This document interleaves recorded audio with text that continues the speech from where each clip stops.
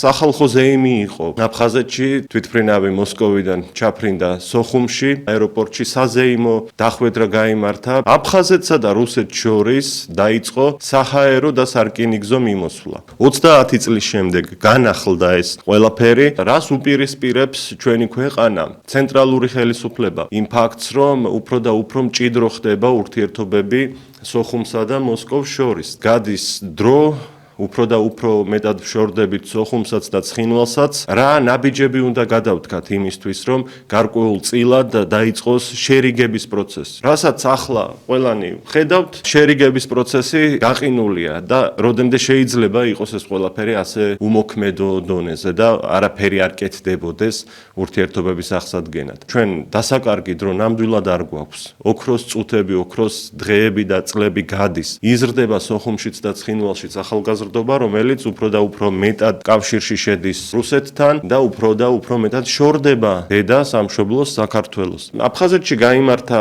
სულ ცოტა ხნის წინ ეგრეთ წოდებული საპრეზიდენტო არჩევნები, რომელშიც გაიმარჯვა ბადრა გუმბამ. შეგახსენებთ, რომ ეს გახლავთ პერსონა, რომელიც ადრეც და ახლაც ფიქრობს და აცხადებს, რომ საქართველოსთან ყოველგვარი ურთიერთობები მიუღებელია.